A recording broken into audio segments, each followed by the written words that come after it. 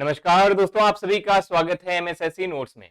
दोस्तों, आपने धूमिल की एक रचना सुनी होगी जिसमें कहते हैं कि एक आदमी है जो रोटी बेलता है और एक आदमी है जो रोटी खाता है और एक तीसरा आदमी भी है जो न रोटी बेलता है न रोटी खाता है, वह रोटी के साथ खेलता है।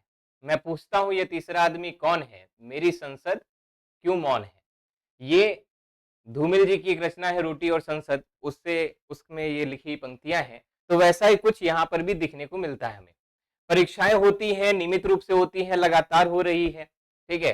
चाहे आप पिछली यूपी टेट की परीक्षाओं की बात कर लें या फिर यहाँ पर आप आरओ की परीक्षा की बात कर लीजिए। अभी हाल ही में यूपी पुलिस की जो परीक्षा है उसको लेके बात कर लीजिए। सारे बच्चे मेहनत करते हैं, तैयारी करते हैं, डेली लगते हैं, पढ़ाई करते हैं, कोचिंग करते हैं, रूम लेके किराए पे कहीं दूर जाके हजारों रुपए फीस जमा करके डेली सुबह शाम घर से दूर रह के पढ़ाई कर रहे हैं, मेहनत कर रहे हैं, एग्जाम की तैयारी कर रहे हैं, फिर एग्जाम सेंटर के लिए जाते हैं, वहां पैसा खर्च करते हैं, रेलवे स्टेशनों पे रात रात भर सीढ़ियों पर लेट कर बिता कर बिना सोए बिना खाए कैसे में से परीक्षा हॉल तक पहुंचते हैं। परीक्षा संपन्न भी होती है, परीक्षा कराई जाती है, लेकिन जैसे ही परीक्षा हॉल से बाहर निकलते हैं और पता चलता है जब पेपर आउट हो जाता है, तो आप सोचिए उस छात्र पर क्या बीतती है। सोचना क्या है, आप स्वयं एक छात्र हैं, आप खुद उस पीड़ा से वाकिफ हैं, आप झेल चुके हैं उस चीज को, ठीक है। अभी आप देखेंगे कि पिछले कई दिनों से लगातार धरना प्रदर्शन हो रहा है। मैं भी प्रयागराज से हूं, तो मैंने भी सिविल लाइंस, अभी आप देखिए कि उत्तर प्रदेश लोक सेवा आयोग के सामने सिविल लाइंस में प्रयागराज में धरने हो रहे हैं। मैं भी कल गया था वहां पर, तो वो आरओ के लिए भी वहां पे हो रहा है, साथ में यूपी पुलिस के लिए भी हो रहा है। और अभी आरओ के लिए कुछ बात नहीं कही गई है, जो कि उसके लिए भी निर्णय आएगा, बहुत जल्द आएगा। न्याय सभी को मिलना ही चाहिए।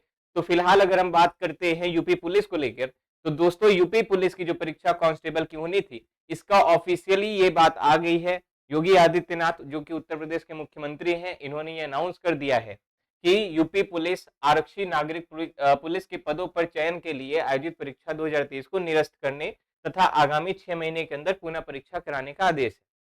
कहने का मतलब साफ है कि जो परीक्षा हुई वो पूर्ण रूप से क्या हो जाती है, निरस्त हो जाती है, और आने वाले 6 महीने के अंदर अंदर वो परीक्षा पुनः कराने की बात कही जाती है। लेकिन बात यहाँ पर खत्म नहीं होती है। इन्होंने ट्वीट डाल दिया है, बच्चे फिर से तैयारी करेंगे, फिर से फीस ली जाएगी, फिर से कोचिंगों में बातें होंगी, बच्चे फिर से रूम लेके रहेंगे, फिर से 6 महीने तक तैयारी करेंगे।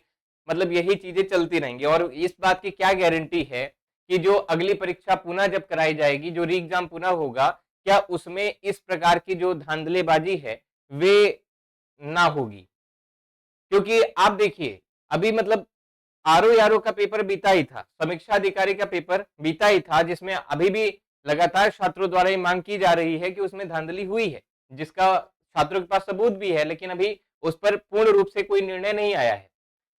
उसके बाद ही यूपी पुलिस की परीक्षा पुनः होती है, मतलब बाद में होती है, समीक्षा अधिकारी के बाद। वो पेपर लीक हो गई, आयोग तक चला गया, बच्चे धरना भी दे रहे हैं, उसके बाद यूपी पुलिस की परीक्षा कराई गई है। लेकिन फिर से वही चीजें देखने को मिल रही है। गृह जनपद में सभी को सेंटर मिलता है, और जितने भी ये माफिया होते हैं जो बच्चों के जीवन के साथ खिलवाड़ करते हैं, इसमें किसी का भी लाभ नहीं होता है, सिर्फ उन्हीं माफियाओं का लाभ होता है जो इसमें इन्वॉल्व होते हैं, और वो साइड होके निकल जाते हैं।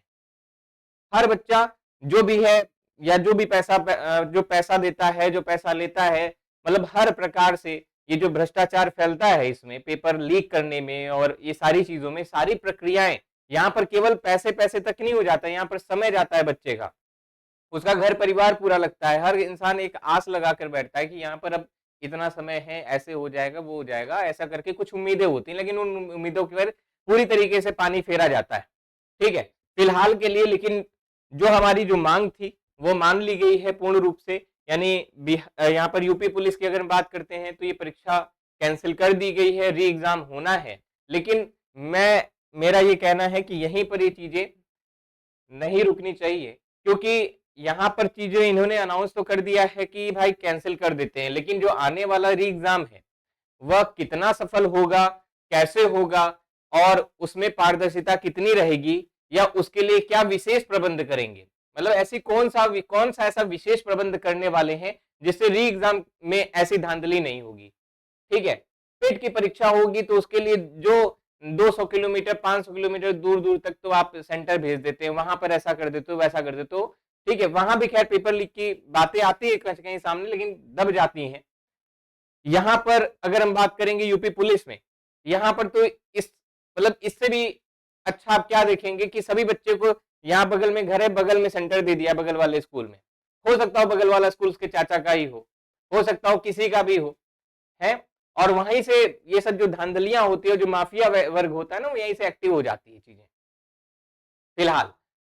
तो कहने का अर्थ ये है कि नुकसान इसमें पूर्ण रूप से बच्चों का ही होना है, जो पढ़ने वाले छात्र हैं, जिनको आवश्यकता है नौकरी की, जो छात्र मन लगा के पढ़ रहे हैं, घर से दूर रह रहे हैं, घर में रह रहे हैं, एक आस बांध के रखे हुए हैं, कैसे कैसे वो फीस मैनेज करते हैं, कैसे कैसे अपना समय मैनेज करते हैं, कोई जॉब कर रहा है, जॉब के साथ साथ पढ़ाई कर रहा है, अलग अलग प्रकार के जो हमारे छात्र वर्ग है, ठीक है। तो उनके साथ ये न्याय कब तक पूर्ण रूप से उनको मिल पाएगा, या ये जो बातें हैं, ये मतलब निरस्तता तो अपनी जगह पर ठीक है, लेकिन अगली परीक्षा फिर से होगी और उसमें किस हद तक पारदर्शिता होगी, कैसे होगी, या ऐसी कौन सी गलती है उसको बताएं। मेरा ये मानना है कि यहाँ पर साफ साफ बोले कि भाई गलती कहाँ हुई, क्यों हुई, कैसे हुई, और इसमें जितने भी लोग हैं उन सबको सब पर एकदम कड़ी तरीके से कार्रवाई होनी चाहिए, चाहे वो अधिकारी वर्ग हो, क्योंकि भाई जब इतने अधिकारी हैं, इतने वीआईपी लोग हैं, ठीक है, हर तरीके से घेराबंदी भी रहती है, उसके बावजूद ये सारी घटनाएं हो जा रही हैं, तो फिर उसका कोई औचित्य बनता नहीं है ना। और ये पारदर्शिता आप अगली परीक्षा में दिखाएंगे कि नहीं दिखाएंगे, ये भी बहुत बड़ा सवाल है। और ये बच्चों के मन में कहीं ना कहीं ये प्रश्न तो छूट रहा है ना कि हम अगर फिर से तैयारी करें, 6 महीने के अंदर आप परीक्षा कराने की बात कर रहे हैं, हम फिर से पुनः तैयारी करें और पूरा तैयारी करने के पश्चात हमें फिर से ऐसा ही कुछ माहौल देखने को मिलता है, तो उस स्थिति में हमारी क्या दुर्दशा होगी, इसका कौन जवाब देगा, या उसके लिए उत्तरदायी कौन है। तो ये हमारा प्रश्न है, ये प्रश्न आपको भी रखना चाहिए। और ये मेरी बात छोटी सी थी, ये मैं आपके सामने रखा हूँ। बाकी समीक्षा अधिकारी के लिए प्रयागराज में भी धरना हो रहा है, अन्य जगहों पर भी धरना हो रहा है, लगभग लगभग सभी जिलों में हो रहा है। मैं प्रयागराज से हूँ, तो इसलिए यहाँ की स्थिति बताता हूँ। मैं विजिट भी कर रहा हूँ रेगुलर बेसिस पे वहां पर, और बात वही होती है कि दिखावा करने से बेहतर है कि पहले काम किया जाए। दिखावे अपनी जगह है, काम करना अपनी जगह है। तो देखते हैं समीक्षा अधिकारी को लेके वहां पर क्या निर्णय निकलता है, लेकिन फिलहाल यूपी पुलिस का ये निर्णय है। और तब तक के लिए मिलते हैं अगली क्लास में। सभी को बहुत बहुत धन्यवाद। नमस्कार, जय हिंद।